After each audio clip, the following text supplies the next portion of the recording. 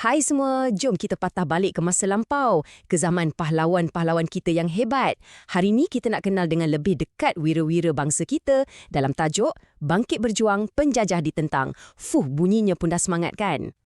Okey, tengok ni. Mereka ni lah wira-wira negara kita. Muka-muka yang gagah berani. Tapi, pernah tak kita terfikir, kenapa ya? Kenapa mereka sanggup lawan, sanggup gadaikan nyawa? Siapa sebenarnya mereka ni? Dan apa yang buatkan semangat mereka membara-bara untuk berjuang? Baiklah, kita mulakan cerita kita ya. Semuanya bermula bila kuasa-kuasa luar datang ke negara kita. Macam British di Tanah Melayu, keluarga Brooke di Sarawak dan syarikat Borneo Utara British atau SBUB di Sabah. Kedatangan dorang ni bukan datang nak melawat je tau. Cuba bayangkan, sebelum ni hidup penduduk tempatan aman je, tenang. Tapi tiba-tiba semua tu terganggu. Orang luar datang, bawa macam-macam peraturan baru yang pelik-pelik dan kadang-kadang tak adil langsung. Habis kuasa pemerintah kita dicabar, kehidupan rakyat pun jadi tak tenteram. Macam ni lah, cuba bayangkan, tiba-tiba ada orang luar masuk rumah awak, lepas tu dia pula yang tentukan peraturan dalam rumah awak. Awak tak boleh buat ni, tak boleh buat tu. Mesti kita marah kan? Macam itulah perasaan nenek moyang kita dulu. Dan sebab inilah semangat untuk menentang tu mula muncul. Jadi, apa sebab utama diorang bangkit menentang? Yang pertama sekali, sebab pemimpin-pemimpin kita hilang hak dan kuasa. Yelah, kuasa untuk mentadbir negeri sendiri dah kena rampas. Kita tengok contoh kat Perak. Ada seorang residen British ni, nama dia J.W.W. Birch. Dia ni bukan setakat sibuk jaga pentadbiran je, tapi sampai adat resam orang Melayu pun dia nak kacau. Dahlah tu, sombong pula tu. Tak hormat langsung Sultan dengan pembesar Melayu. Memang cari pasal kan? Rasa-rasanya kuasa dorang macam kena rampas macam tu je. Dan inilah dia, wira kita, Datuk Maharaja Lela. Bila kuasa dan adat dah dicabar, memang dia tak duduk diam, dia pun bertindak.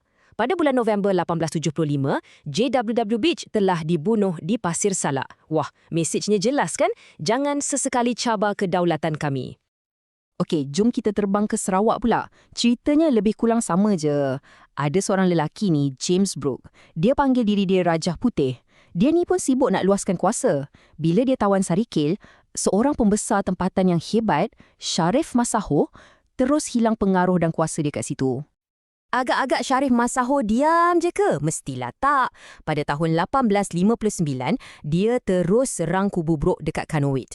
Walaupun tak berjaya, tapi semangat dia tufuh untuk pertahankan maruah tu memang luar biasa. Nampak tak? Corak dia sama. Bila kedaulatan diancam, pahlawan kita pasti akan bangkit melawan. Selain ambil alih kuasa pemimpin, penjajah ni buat satu lagi benda yang menyusahkan. Kali ni, rakyat biasa pula yang kena. Inilah sebab kedua, iaitu cukai. Macam-macam cukai yang diorang kenakan. Langsung tak masuk akal dan betul-betul membebankan.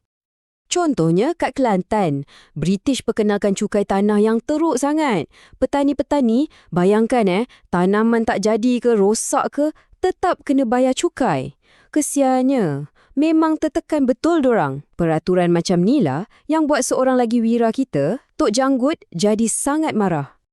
Dan Tok Janggut ni bukan jenis cakap-cakap kosong. Dia terus bertindak. Pada tahun 1915, dia pimpin satu serangan besar dan berjaya tawan Pasir Putih.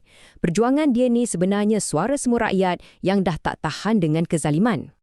Cerita yang lebih kurang sama jadi juga kat Naning, Melaka. British ni selambar je cakap yang Naning tu dorang punya. Lepas tu dorang suruh penghulu Naning masa tu, Dol Said, bayar cukai 1/10 daripada hasil. Apa Dol Said buat? Dia tolak mentah-mentah. Bagi dia, Naning ni negeri berdaulat, bukan hak British.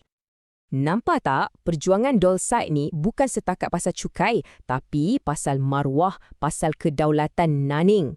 Dan yang paling best, pada tahun 1831, dengan bantuan kawan-kawannya, dia berjaya kalahkan British dalam serangan pertama dorang.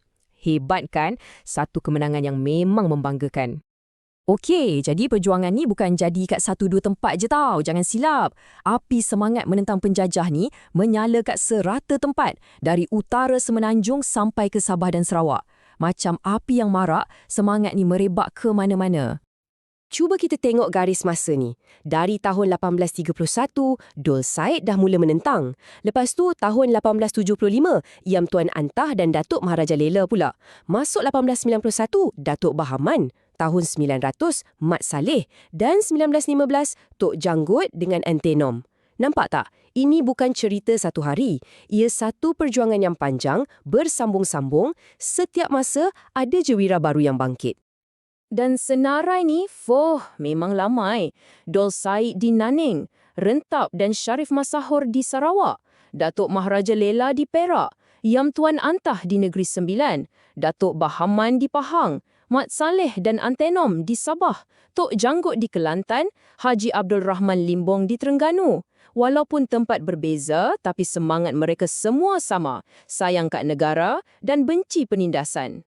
Jadi, apa kesudahan perjuangan mereka ni semua? Dan apa sebenarnya yang mereka tinggalkan untuk kita, untuk generasi hari ini? Sejujurnya, ramai antara wira-wira kita ni yang tak berjaya.